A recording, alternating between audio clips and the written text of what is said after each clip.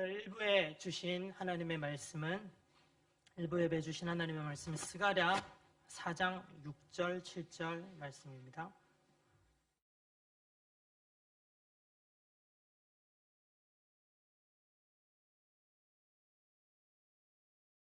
스가랴 4장 6절 7절 하나님의 말씀을 저와 성도님들 한 마음으로 같이 봉독하겠습니다. 시작. 그가 내게 대답하여 이르되 여호와께서 스룹바벨에게 하신 말씀이 이러하니라. 만군의 여호와께서 말씀하시되 이는 힘으로 되지 아니하며 능력으로 되지 아니하고 오직 나의 영으로 되느니라. 큰 산아 내가 무엇이냐. 내가 스룹바벨 앞에서 평지가 되리라. 그가 머릿돌을 내놓을 때에 무리가 외치기를 은총이 그에게 있을지어다 하리라 하셨고. 아멘. 힘과 능이 아닌 성령으로라는 제목으로 오늘 하나님 말씀을 증거하겠습니다. 성도님들 안녕하세요. 일주일 동안 잘 지내셨습니까? 지난주는 우리가 사랑했고 그동안 기도했었던 김하은 학생이 저희들보다 먼저 하나님 품으로 가는, 또 안기는 그런 일이 있었습니다.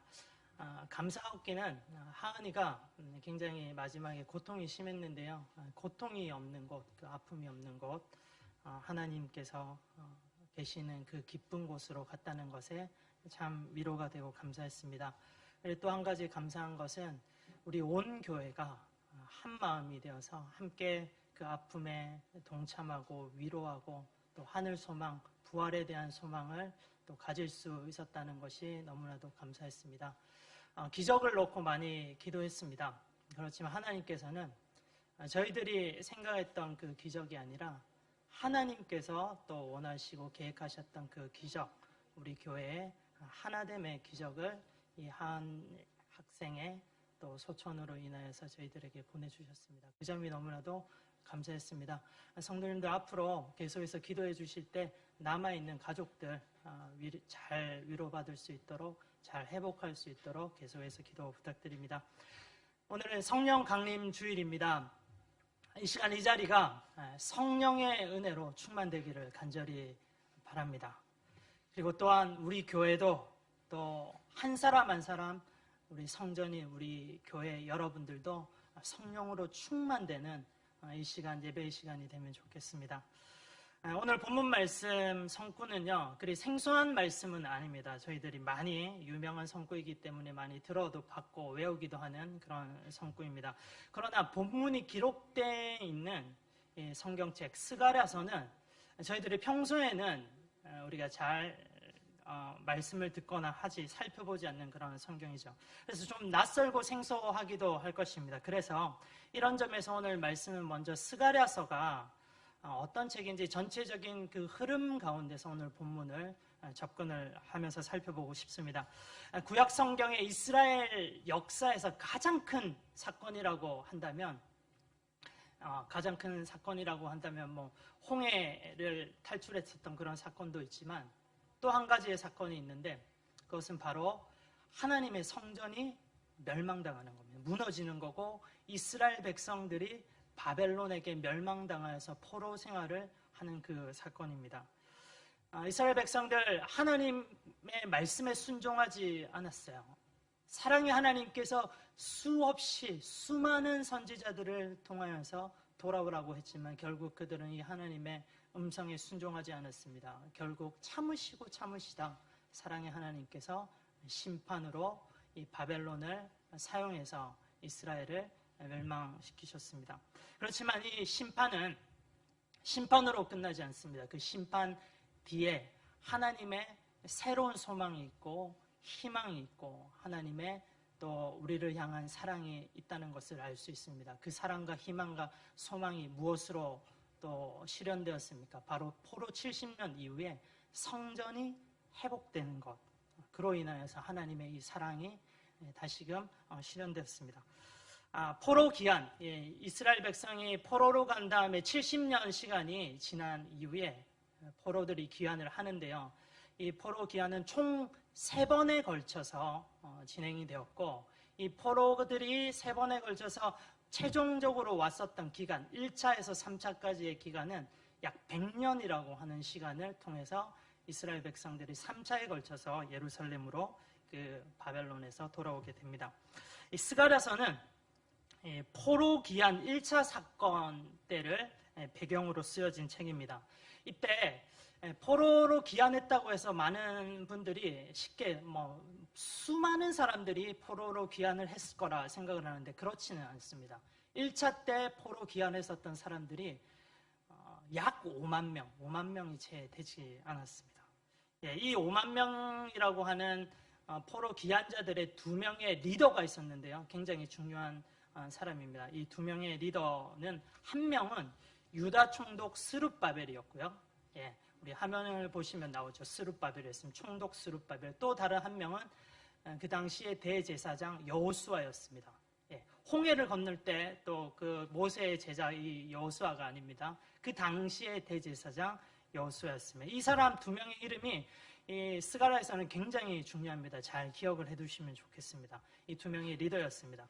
포로 귀환자들이 예루살렘에서 도착해서 제일 먼저 한 것은 자기들의 집을 짓거나 살 곳을 찾았을까요? 아닙니다. 그들은요 바로 옛 무너진 성전터에 가서 성전을 재건해야 되겠다 하는 마음으로 성전 재건에 올인을 하게 됩니다. 그런데요, 처음에는 이 성전 건축이 잘 되어가고 있는 것 같았었는데 갑자기 방해 세력이 등장을 합니다. 항상 그렇습니다. 하나님을 일을 하려고 할 때는 우리가 잘 진행되는 것 같다가도 언제든지 또 방해 세력들이 등장해서 하나님의 일을 방해하곤 합니다. 이 성전 재건을 방해하는 세력들, 특별히 사마리아인들이었는데요. 사마리아인들의 혼합 종교를 가지고 있는 그 세력들이었습니다. 그렇지만 이 세력들이 만만치가 않습니다. 굉장히 치밀했고요. 주도 면밀하게 실제적인 권력을 가지고 또한 무력을 가지고 성전 재건을 하는 것을 방해를 했습니다. 권력자들에게 뇌물을 주기도 했고요. 무력으로 성전 공사하는 이스라엘 포로 귀환자들에게 가서 또 겁도 주고 그렇게 했습니다. 결국 이 페르시아 왕에게 그들이 상소문을 올렸는데요. 이 페르시아의 아닥사스다 왕이 이 상소문을 받아들여서 행정적으로 페르시아 그 나라의 행정적으로 성전 공사는 중지된다라고 하는 조서가 내려졌습니다. 그렇게 해서 성전 공사가 중단되면서 약 16년이라고 하는 세월이 지났습니다. 16년 동안 처음에 이 5만 명이라고 되는 이 포로 귀환자들의 그 뜨거웠던 신앙의 마음들이 점차 서서히 식어져 갔습니다. 그들이 왜 하나님께서 성전 재건하는 것이 기쁘신 일인데 왜 이렇게 막으셨을까 생각을 하면서 스스로 이것은 하나님의 뜻이구나 라고 해석을 하고 스스로 위로하고 아니했습니다. 그들은 하나님의 성전이 아직 완성되지 못했음에도 불구하고 사실은 그 비전 때문에 그들이 예루살렘으로 다시 돌아왔는데 그 비전이, 그 사명이 실현되지 않았음에도 불구하고 이제는 하나님의 일은 일단 내려두고 자신의 일들에 집중하기 시작합니다. 자신의 가정, 자신이 살 길을 궁리하면서 그런 부분들에 집중을 하게 되었습니다. 이런 가운데서 16년이라고 하는 세월이 지나가는 겁니다. 이때 하나님의 성전을 재건해야 된다라고 강력하게 외치던 2명의 선지자가 있었습니다. 2명의 선지자가 일어났어요. 유명한 선지자인데요. 한 명이 학개 선지자고요. 한 명이 바로 스가랴 선지자입니다. 이 학개 선지자는 굉장히 직선적이에요. 강한 성격의 사람입니다. 그는 하나님의 말씀을 받아서 바로 이스라엘 이 포로로 왔던 사람들에게 이야기를 합니다. 이 성전이 황폐되었거늘 너희들만 지금 판벽한 집에 거하는 것이 옳으냐? 판벽하다라고 하는 건 굉장히 좋은 집이죠. 너희는 지금 당장 산에 올라가서 나무를 해서 그 나무를 가지고 성전을 재건해라. 이렇게 직설적으로 강하게 성전 재건할 것을 권면을 하고 있습니다. 또 반면 다른 또 한 명의 선지자, 오늘 본문의 본문 말씀의 주인공인데 스가랴 선지자는요, 또 다른 방법으로 이스라엘 백성들을 격려를 하는데 하나님께 받았던 환상을 통해서 내가 이런 환상을 봤는데 이 환상이 이런 뜻이다, 하나님의 뜻이다, 이렇게 좀 부드럽게 격려하고 성전 재건할 것을 백성들에게 힘을 돋구어주는 그런 방식이었습니다. 그때 이 스가랴 선지자가 여러 환상을 봤었는데요. 그 환상이 스가랴서에 잘 기록되어 있는데 오늘 우리가 읽었던 그 본문의 이 환상에 대해서 함께 살펴보고 싶습니다. 오늘 본문의 배경이 되는 환상이 있는데요. 이 환상은 순금 등잔대와 두 감람나무라고 하는 환상입니다. 스가랴서 4장 1절에서 3절을 읽어보시면 오늘 본문의 배경이 되는 이 환상이 나옵니다. 환상이라고 하는 것은 이미지잖아요. 그래서 무엇인가 이미지를 봤던 것을 글로 기록하는 것은 굉장히 어려운 것 같습니다. 이 스가랴서 4장 1절에서 3절이 환상을 글로 묘사했지만 몇 번을 읽어봐도 선명한 이미지가 잘 떠오르지가 않습니다. 저도 몇 번을 읽어봤는데 이 어떤 이미지 잘 떠오르지 않는데요. 그래서 자료를 하나 준비했습니다. 자료를 한번 띄워주시겠습니까? 네. 순금 등잔대와 두 감람나무, 이런 이미지가 되겠습니다. 확실한 이런 이미지는 아니지만 이런 이미지를 연상을 하시면 되겠습니다. 한번 보세요. 4장 1절에서 3절에 기록되어 있는 부분들을 이 그림을 보면서 한번 설명을 해드릴게요. 순금 등잔대가 있죠. 등잔대가 있는데 그 등잔대에는 7개의 등잔이 있습니다. 불이 켜져 있죠. 7개의 등잔. 그 7개의 등잔마다 이것이 이렇게 하나의 간으로 이렇게 연결이 되어 있어요. 7개의 간이 또 있습니다. 이 간 위에 이 등잔대가 있고 등잔대 위에 불이 붙어 있는데요.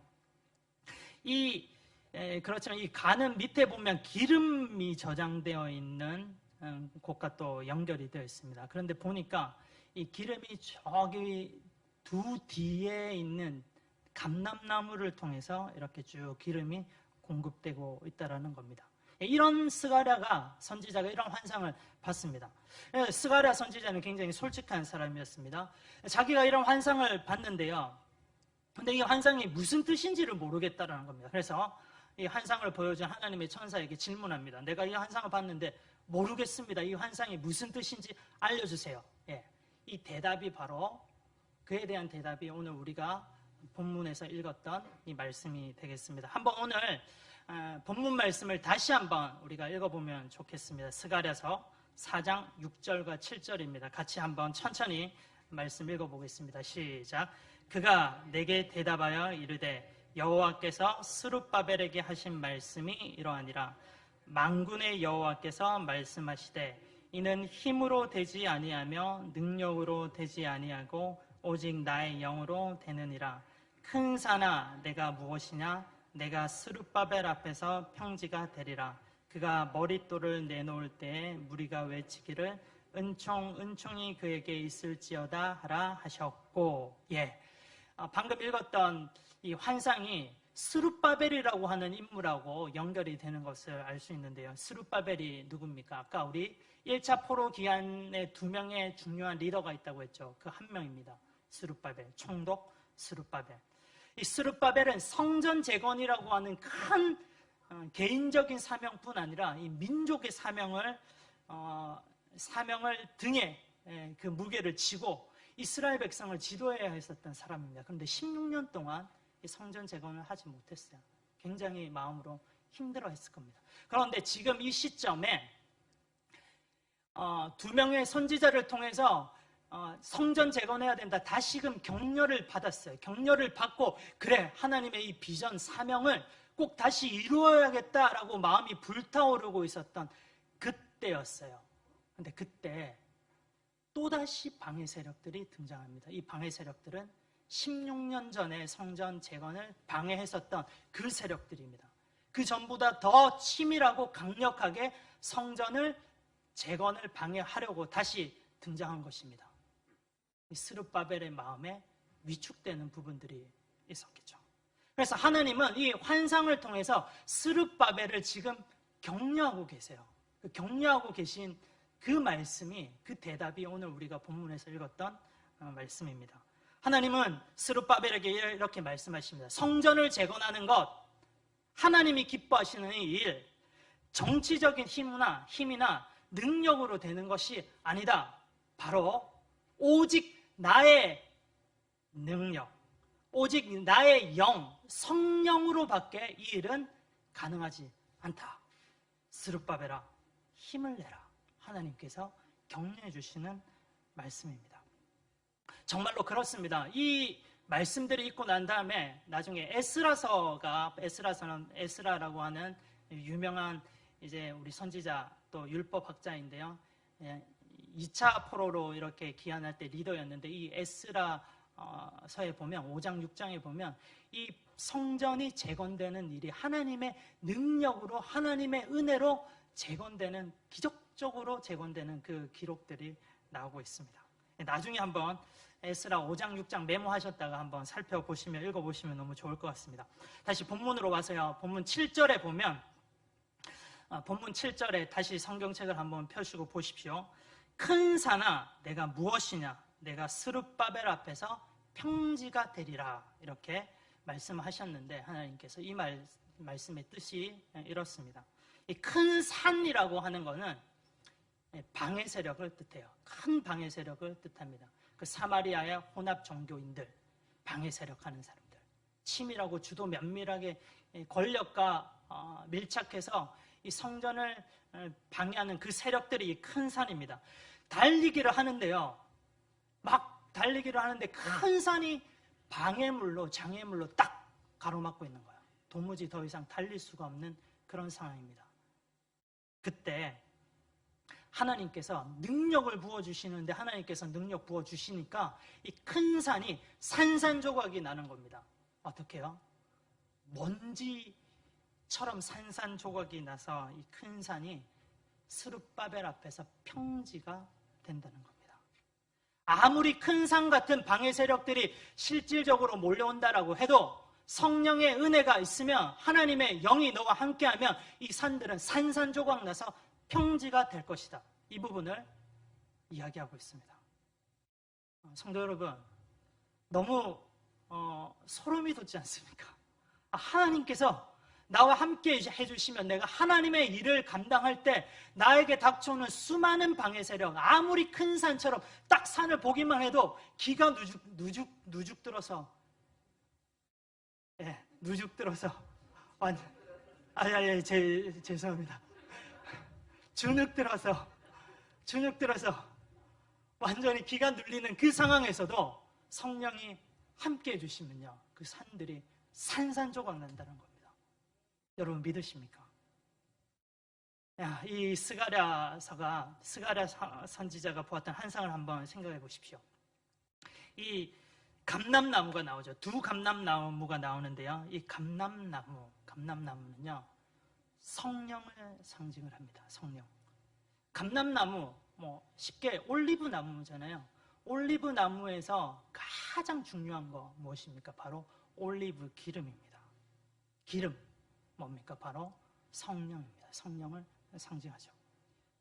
그리고 이 두 감람나무가 성령을 상징을 하는데 또 스가랴서 4장 14절, 오늘 본문과 조금 뒤에 이어지는데 14절에 보면 이 두 감람나무는 두 명의 인물을 또한 지칭을 한다고 합니다. 4장 14절에 보면 말씀을 한번 읽어볼게요. 같이 읽어보겠습니다. 시작. 이는 기름 부음 받은 자 둘이니 온 세상의 주 앞에 서 있는 자니라. 기름 부음 받은 자 둘이다라고 합니다. 이 두 명이 누구냐면 바로 1차 포로 기한을 이끌었던 리더자들, 힘을 내야 되는 이 리더자들, 대제사장 여수아고 그리고 또 총독 스룹바벨입니다.